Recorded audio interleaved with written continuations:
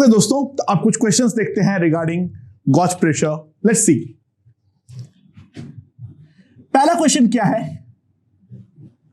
ये मेरा एक लिक्विड सरफेस है, ठीक है। यहां पर डेप्थ एज पर एक एयर बबल क्रिएट होता है।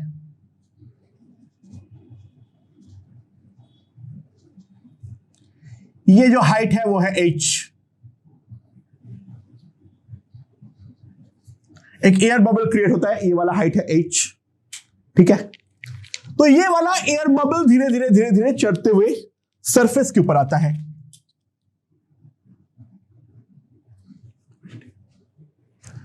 जो एटमॉस्फेरिक प्रेशर है वो है P नॉट, इसका जो डेंसिटी है वो है रो। अच्छा, इनिशियली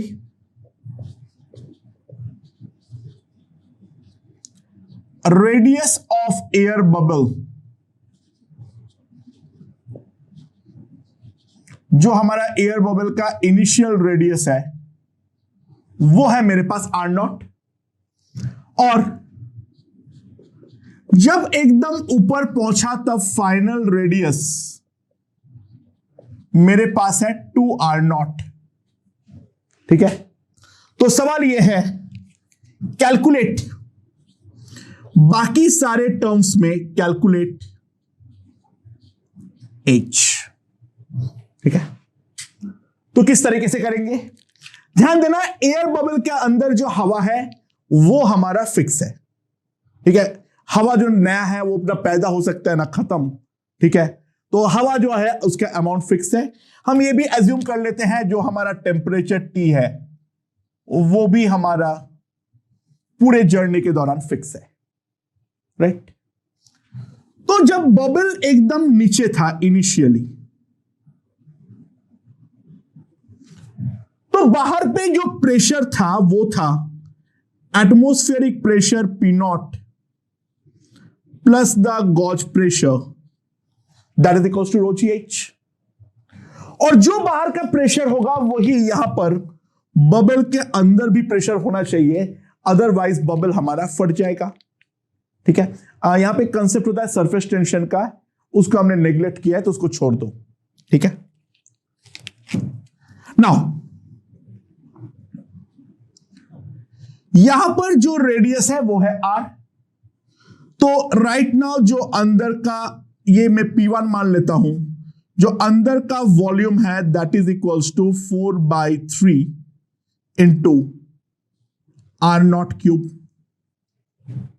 राइट। और जब मेरा सरफेस पे आ जाएगा वो बबल, तो हाइट तो मेरा खत्म हो जाएगा, रेडियस अब R नॉट से बढ़ के बन चुका है 2R नॉट। प्रेशर अब जो हो जाएगा वो मेरा P नॉट के इक्वल हो जाएगा। मैं R जो है वो मेरा काफी ज्यादा छोटा है, तो ऑब्वियस सी बात है मैं R को नेग्लेक्ट कर सकता हूं, ठीक है। और जो वॉल्यूम है V2 that will be equals to 4/3 pi 2R not cube, right. Obvious सी बात है इसके अंदर N और T जो है वो हमारा फिक्स रहने वाला है। N और T जो है वो हमारा फिक्स रहने वाला है। तो N और T अगर फिक्स है तो ऑब्वियस सी बात है P1 into V1 must be equals to P2 into V2। ये तो मैं डेफिनेटली लिख सकता हूं, हाँ कि ना। सो P not plus rho G H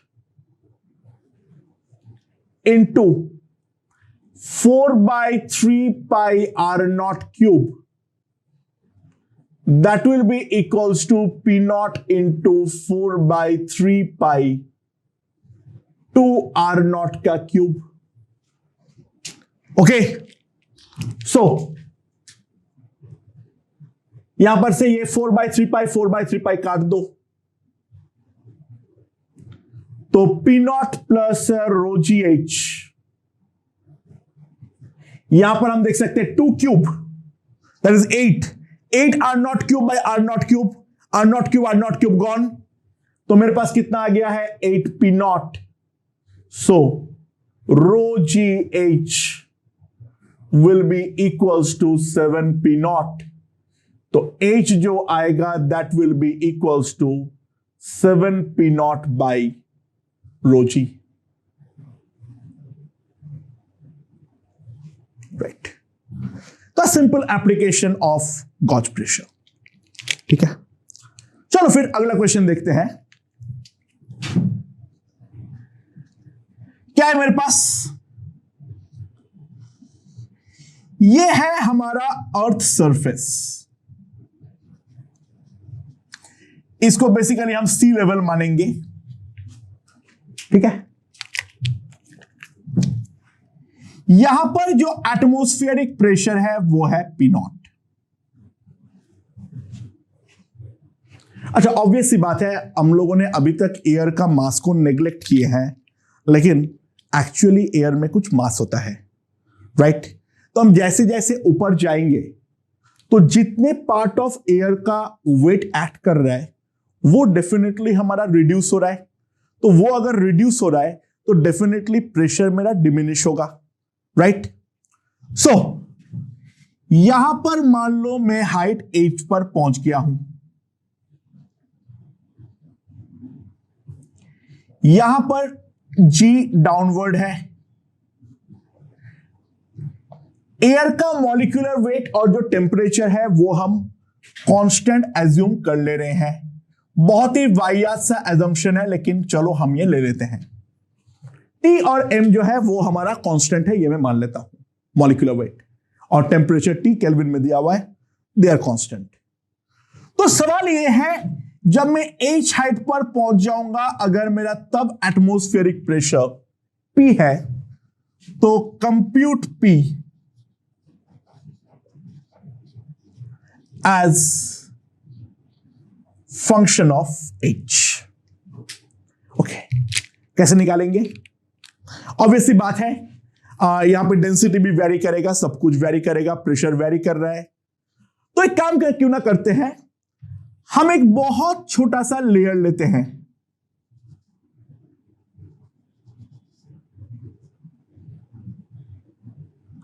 यहां से एक साइड ऊपर, यहां पर मान लो जो हमारा गैस है उसका डेंसिटी है रो.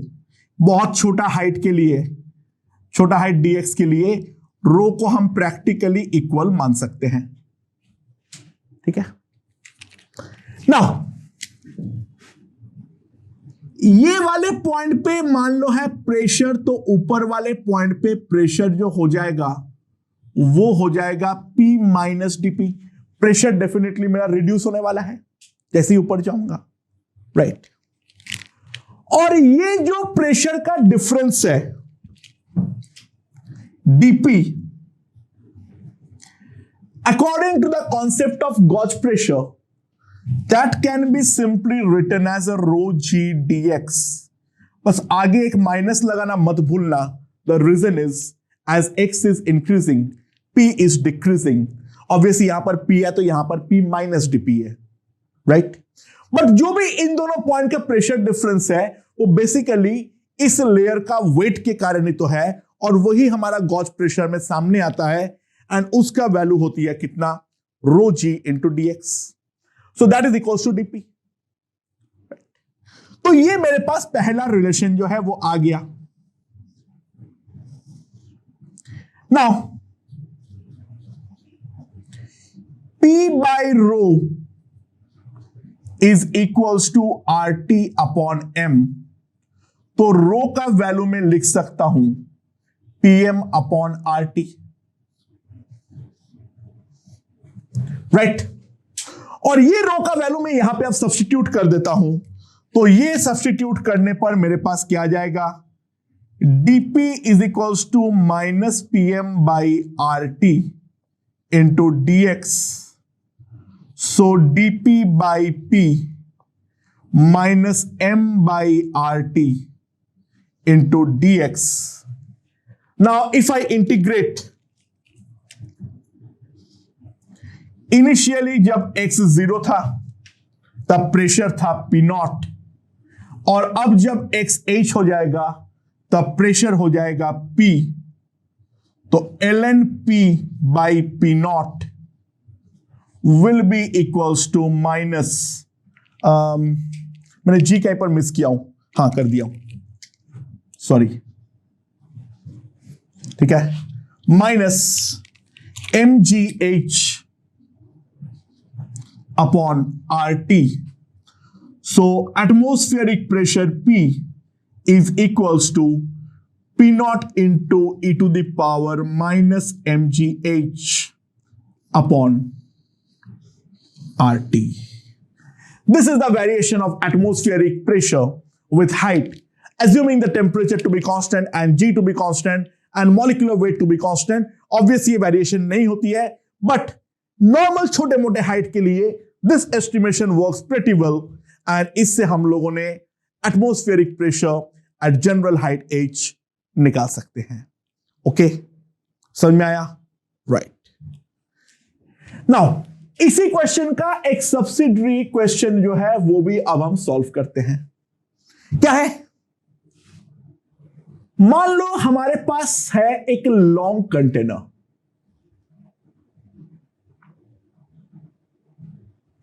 ठीक है, जी इस डायरेक्शन में लग रहा है, एम जो है वो मेरा फिक्स है, मॉलिक्यूलर वेट जो है वो हमारा फिक्स है, राइट.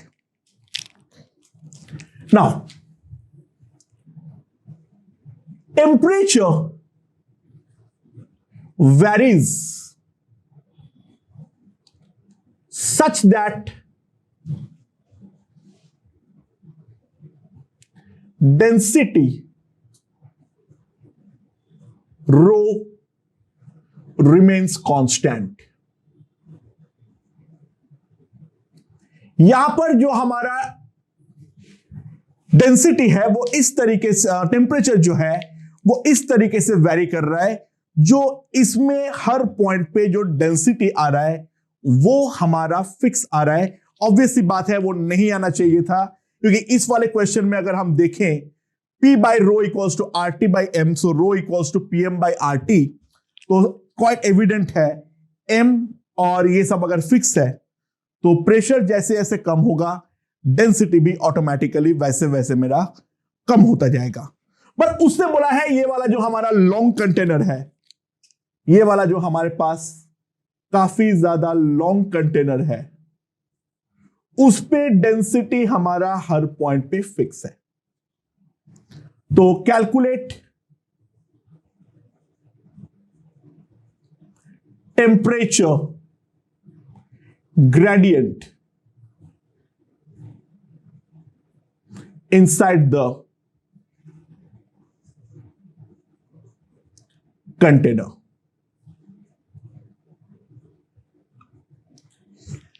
ये हम लोएस्ट मोस्ट पॉइंट ले लेंगे, यहां से मेरा एक्स मेजर्ड है, ठीक है. अगर सरफेस एकदम लोएस्ट मोस्ट पॉइंट में टेम्परेचर चाहिए तो उसका वैल्यू है हमारा टी नॉट, राइट. एंड जैसे जैसे मैं ऊपर जाऊंगा वैसे वैसे डेफिनेट सी बात है पी क्योंकि मेरा कम होगा ही होगा तो टी को भी कम होना ही पड़ेगा. उसी के बाद मेरा डेंसिटी जो होगा वो हमारा कांस्टेंट होने वाला है, राइट. लेट्स सी तो किस तरीके से हैंडल करेंगे, ध्यान देना. दो रिलेशन तो हम लोग हमेशा लिख सकते हैं, DP is equals to minus rho ji into DX. पिछले वाले क्वेश्चन से हम ये तो लिख ही सकते हैं, राइट. रो यहां पर मेरा कांस्टेंट, रो जो है वो यहां पर कांस्टेंट है, right. And P by rho is equals to RT by M, right. ये दोनों रिलेशन तो डेफिनेटली हमारे पास ट्रू है, okay. That's clear, okay. M मेरा फिक्स है. सो नाउ ये वाले रिलेशन को अगर मैं डिफरेंशिएट करूं तो dp by rho R by M into dt। तो मेरे पास आ जाएगा dp will be equals to row R by M into dt, क्योंकि रो हमारा फिक्स है। Okay, I hope this part is understood. So now अब अगर मैं एक चीज देखूं, डीपी का वैल्यू में और एक चीज जानता हूं, that is equals to minus rho G X. तो ये दोनों डीपी को आपस में अगर मैं कंपेयर करूं तो minus rho G D X is equals to rho R by M into D T. ये मैं लिख सकता हूं। So simply rho is cut, dt by dx will be equals to minus mg upon r. So this will be the temperature gradient. ठीक है। Okay दोस्तों, तो temperature gradient के रिगार्डिंग और एक सवाल देखते हैं। वो सवाल क्या है, ध्यान देना।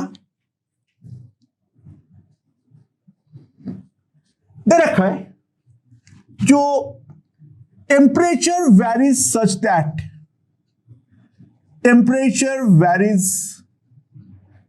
That P by rho C, अगर rho to the power C is equals to constant, say K, right. जहां पर तुम्हारा C जो है वो दे रखा है ग्रेटर देन 1, C जो है वो हमें दे रखा है greater than 1, right. Molecular weight M है और G जो है वो मेरा कांस्टेंट है, G जो है वो मेरा कांस्टेंट है। तो calculate the temperature gradient as a function of height h, कहीं पर भी, ठीक है। सरफेस पे प्रेशर की अगर जरूरत पड़ी कहीं पर, पड़नी नहीं चाहिए, अगर पड़ गई तो वो पी नॉट ले लेंगे हम लोग, राइट। तो एट हाइट h मेरा टेम्परेचर ग्रेडियंट कितना होगा वो मुझे निकालना है। तो कैसे निकालूंगा? दोस्तों ध्यान देना, दो तीन relation. P by rho is equals to R T by M, ये तो मैं लिख सकता हूं। सो P मेरे पास आ जाएगा रो आर टी बाई एम। पहला ये एक रिलेशन तो मैं डेफिनेटली लिख सकता हूं। ये तो आइडियल गैस वाला इक्वेशन है। देखो अल्टीमेटली मुझे कहीं ना कहीं डीपी की तो जरूरत पड़ेगी, तो मैं क्या कर रहा हूं, उसको करने के लिए पहले ये वाला इक्वेशन को एक बार डिफरेंशिएट करके रख लो, राइट। तो डीपी मेरे पास क्या आएगा, आर बाई एम कॉमन लेते हुए rho d t plus t d rho, ये मेरे पास रिलेशन आ जाएगा, राइट। ओके, ये पहला एक रिलेशन मेरे पास आ चुका है। नाउ उसके बाद क्या है मेरे पास रिलेशन, ध्यान देना, P is equals to K into rho to the power C, ये तो मैं लिख सकता हूं। तो इसको अगर मैं डिफरेंशिएट करूं तो मेरे पास dp जो आ जाएगा वो आ जाएगा Ck into rho to the power C minus 1 into d rho, ये एक रिलेशन तो मेरे पास पहले ही आ जाएगा,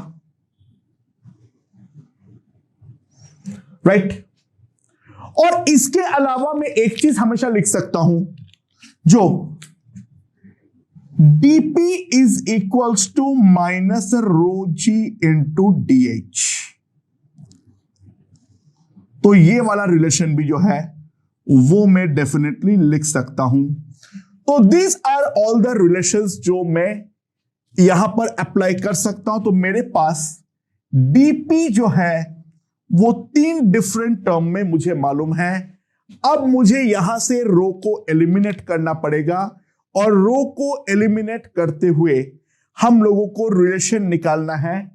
ध्यान देना, मेन जो चीज है, मुझे बेसिकली dt बाई dh चाहिए, तो ये वाला डी रो को मुझे इस तरीके से एलिमिनेट करना पड़ेगा जिससे कि मैं कुल मिला के मेरा बाकी रिलेशंस में dt बाई dh का इस्तेमाल कर पाऊं।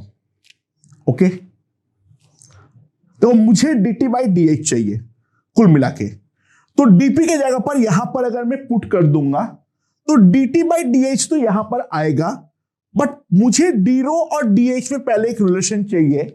तो वो रिलेशन को करने के लिए मैं क्या करता हूं, इन दोनों का इक्वेशन को इक्वेट कर देता हूं। तो मेरे पास क्या आ जाएगा, ध्यान देना, c k rho to the power c minus 1 into d rho, that is equals to minus rho g into dh, right. सो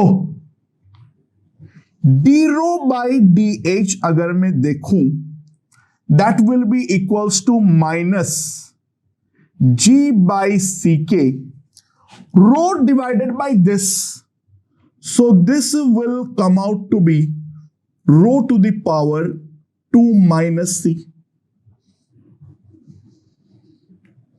ये मेरे पास क्या आ जाएगा, d rho in terms of dh, right. समझ में आया? अब ध्यान दो, मैं ये वाले को मेन यहां पर पुट कर रहा हूं, तो मेरे पास क्या आ जाएगा, ध्यान दो, minus rho g into dh, right, यहां पर लिख दिया, that is equals to r by m rho dt, ठीक है, समझ में आया, minus sorry plus t into d rho को in terms of dh put कर दो, तो that will come out to be minus g by c k into rho to the power 2 minus c into dh। मेरे पास ये आ जाएगा, agreed? I hope this part is understood. So अब जो है वो मैंने डिवाइड कर देता हूं रो से और dh से, तो ध्यान देना, g minus g is equals to r by t, dt by dh, ये वाला टर्म तो ये आ जाएगा, plus t into minus g by c k into rho to the power 1 minus c, ये मेरे पास आ जाएगा। Okay, understood, right. अब मैं क्या रिलेशन निकाल सकता हूं उसके बारे में एक बार सोचा जाए। अच्छा, ध्यान देना, मैं अभी तक इसका एज सच इस्तेमाल जो है ज्यादा नहीं किया हूं, इसका मैंने एज सच ज्यादा इस्तेमाल नहीं किया हूं। ये वाला जो है मेरा डी रो बाई dh को निकालने में ही केवल इस्तेमाल किया हुआ है। और अभी भी ध्यान देना, मेरा टेम्परेचर जो है वो मेरे पास बच गया है, तो अब मुझे राइट नाउ डेफिनेटली टेम्परेचर को तो पहले एलिमिनेट करना पड़ेगा। एंड ध्यान देना, टेम्परेचर जो है वो मेरे पास आ रखा है pm by RT, right. Temperature T जो है वो मेरे पास आ रखा है pm by rho R, and P जो है वो है मेरे पास क्या, K into rho to the power C, तो K into rho to the power C minus 1 by M upon R, ये मेरे पास टेम्परेचर का वैल्यू होगा, और वो मुझे यहां पर सब्स्टिट्यूट करना पड़ेगा, राइट। तो मेरे पास क्या आ जाएगा, ध्यान देना यहां से minus ji is equals to are by M into D T by D h minus g by c k into r by M into rho to the power 1 minus c into t, और t का value अब मैं substitute करता हूं k rho to the power c minus 1 m upon r, ये मेरे पास आ जाएगा। Okay, so if I see r r gone, M M gone, this is also gone and K is cut. So इसको अगर मैं उधर ले जाता हूं अब, तो G by C minus ji is equals to are by M into D T by D H, ये मेरे पास आ जाएगा। तो ये कितना होगा, C क्योंकि 1 से बड़ा है तो ऑब्वियस सी बात है ये वाला क्वांटिटी मेरा नेगेटिव है, सो dt by dh will be equals to mg by r into 1 by c minus 1. Okay, so dt by dh is equals to minus mg by r c minus 1 upon c. So this will give me the temperature gradient. Obviously बात है इसका temperature gradient एक constant है. This is basically a manipulative question. हमें step by step manipulate करना था, जो कि हम ultimately इसको free of rho and free of k कर सकते हैं. ठीक है, वो हमारा main aim था, right? So in general p by rho का any power, p by rho का any power, ओके, उसमें जो हमारा टेम्परेचर ग्रेडियंट आएगा वो हमारा हमेशा कांस्टेंट आने वाला है, राइट? अच्छा, तो अब इसके अलावा और क्या प्रोफाइल बन सकता है? उल्टा, मतलब क्या है, ध्यान देना।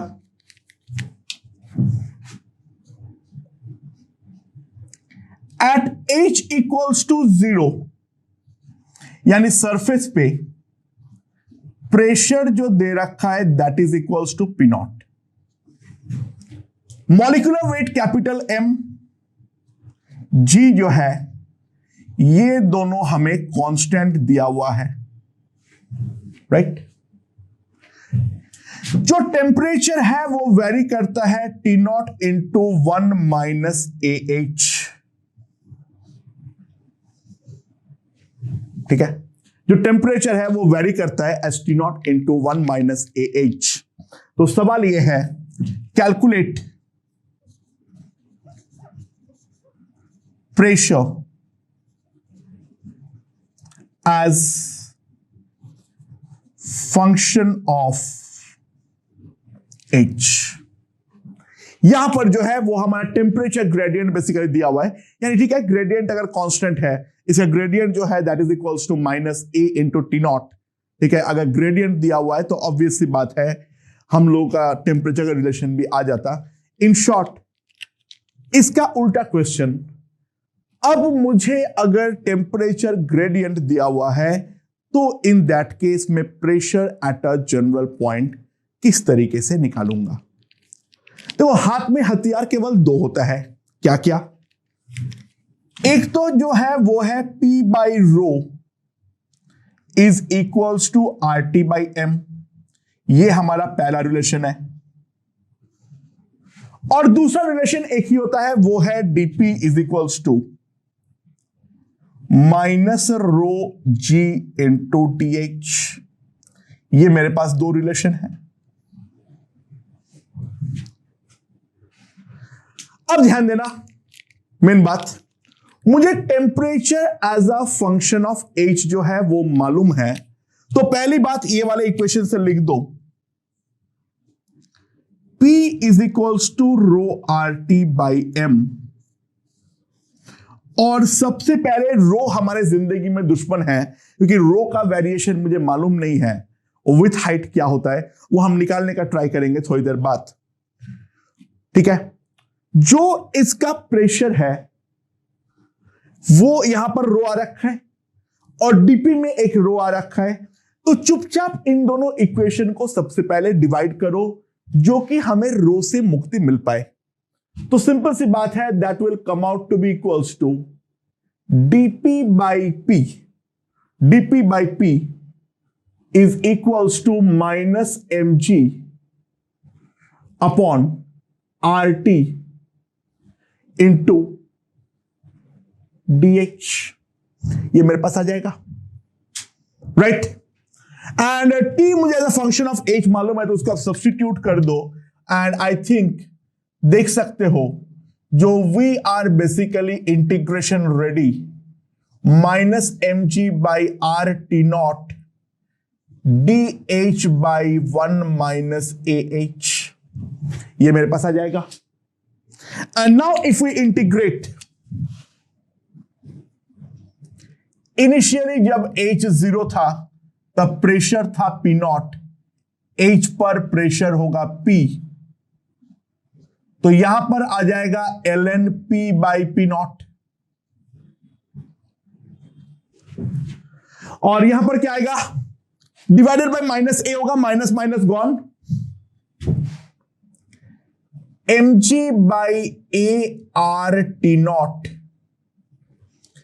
ln 1 minus A H, divided by 1 हो जाएगा, ln 1 तो एनी हाउ 0 है, जब मैं 0 पुट करूंगा तो ln 1 बचेगा, वो तो 0 है, तो सिंपली आ जाएगा ln 1 माइनस ए एच, राइट। तो इसको पावर में चढ़ा दो, तो P by P not is equals to 1 minus A h to the power mg by a r T not, यानी प्रेशर P जो आ जाएगा that is P not into 1 minus A h to the power mg by a r T not.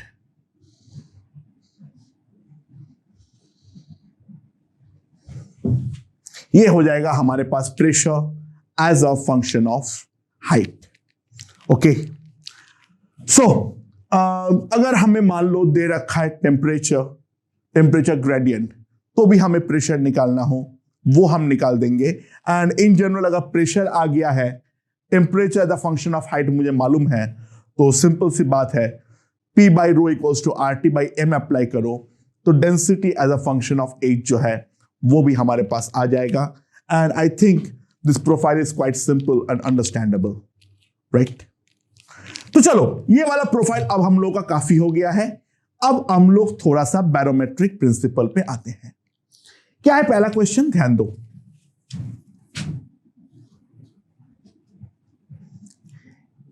मेरे पास एक water surface है,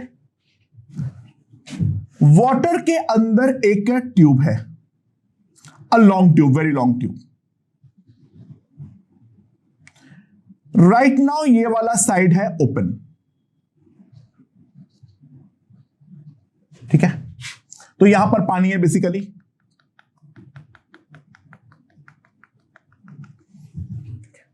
यहां पे पानी है। चलो पानी छोड़ो, कैलकुलेशन का आसान करते हैं, मर्क्यूरी ले लो, कोई ना, मर्क्यूरी ले लो। ये वाला हाइट जो है वो है मेरे पास 8 सेंटीमीटर।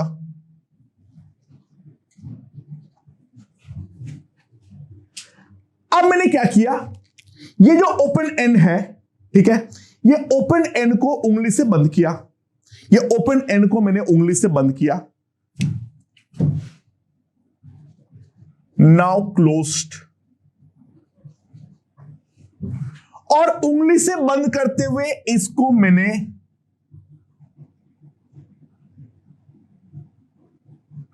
पानी के ऊपर और मर्क्यूरी के ऊपर और लेकर आया, और अब जो यहां से ये लेंथ है that is 52 centimetre, that is equals to 52 centimetre. तो ऑब्वियसली मेरा ऑब्जर्वेशन ये था जो मर्क्यूरी यहां पर एक सर्टेन हाइट एज तक उठ चुका है,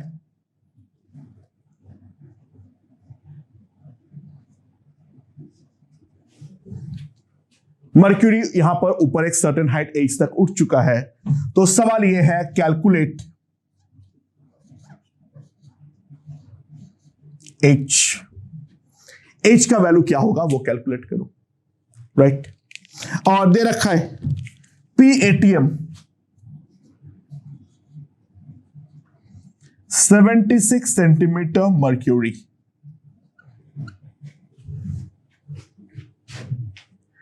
टेम्परेचर थ्रू आउट कॉन्स्टेंट है, राइट। तो काफी आसान कॉन्सेप्ट है, इस प्रोफाइल के हम बहुत सारे सवाल करने वाले हैं, तो देख लो एक बार कैसे करते हैं। ध्यान दो, यहां पर जो हवा है वही हवा अब यहां पर भी है, क्योंकि एक बार उंगली बंद कर देने के बाद कोई नया हवा का एंट्री करना पॉसिबल नहीं है। यानी यहां पर जितना मोल गैस है और यहां पर जितना मोल गैस है, वो दोनों नंबर ऑफ मोल्स हमारे पास सेम है, राइट। ओके, राइट नाउ जो अंदर के हवा है, क्योंकि वो एटमॉस्फेयर पे ओपन है, यहां का जो प्रेशर है that is 76 centimetre mercury, right.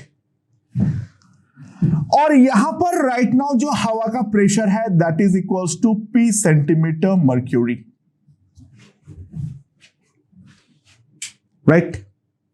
अच्छा, ये अगर H है तो ध्यान देना this one is 52 minus H, और यहां पर जो है वो हमारा 8 सेंटीमीटर का लेंथ, तो मुझे मालूम है क्रॉस सेक्शनल एरिया जो है वो मैं A फिलहाल के लिए मान लेता हूं, जरूरत नहीं पड़ेगी, ठीक है। अच्छा दोस्तों, तो अब ध्यान दो, मैं अंदर का प्रेशर P को क्या इन टर्म्स ऑफ H लिख सकता हूं या नहीं? जी हां, जरूर। देखो, सरफेस पे 76 सेंटीमीटर का मर्क्यूरी अभी भी है, तो ये वाले पॉइंट का जो प्रेशर होगा वो भी हमारा 76 सेंटीमीटर मर्क्यूरी का ही इक्वल होगा, ओके। पर उसके अंदर 8 सेंटीमीटर का मर्क्यूरी का गॉज प्रेशर लग रहा है, राइट। तो यहां पर जो अंदर के हवा का प्रेशर होगा, ध्यान देना, P will be nothing but 76 minus H centimetre mercury. P will be nothing but 76 minus H centimetre mercury, right. And जो हमारा अंदर का वॉल्यूम होगा V, इसको P2 बोल दो, और जो हमारा अंदर का वॉल्यूम होगा V2 that will B 52 minus 8 centimetre into A cross section area, that is my volume अंदर के हवा का। और initially P1 was equals to 76 centimetre mercury, और वॉल्यूम था हमारे पास 8 into A, right.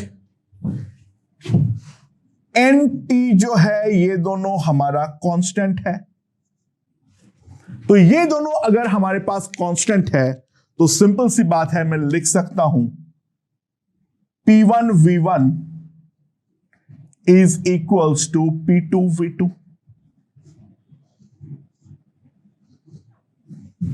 right। P1 V1 is equals to P2 V2, okay. So मैं क्या लिख सकता हूं,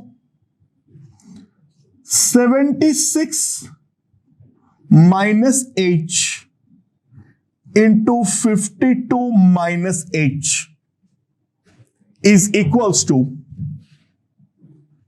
76 इंटू 8। ए मैंने काट दिया, वो तो एरिया तो कटेगा ही, नहीं how. And now you have to solve the quadratic for H। Quadratic को सॉल्व करने का एक बेटर तरीका मैं थोड़ा सोच सकता हूं, ध्यान देना। मैं 52 माइनस H को X मान लेता हूं, ठीक है। 52 माइनस H को X मान लेता हूं, तो मेरे पास क्या आ जाएगा, या फिर और एक तरीका है, इन दोनों का मिड पॉइंट क्या है बताओ ना दोस्तों। 76 प्लस 52 कितना है, 128, तो ये हो जाएगा मेरे पास 64, उसका आधा। तो एक काम करो, 64 माइनस H को x मान लो।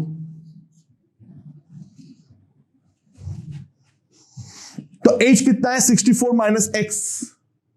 तो यहां पर अगर मैं x को पुट करता हूं तो क्या आ जाएगा मेरे पास, ध्यान दो, h equals to 64 minus x, तो ये हो जाएगा मेरे पास 12 प्लस एक्स, और ये हो जाएगा मेरे पास 12 माइनस एक्स,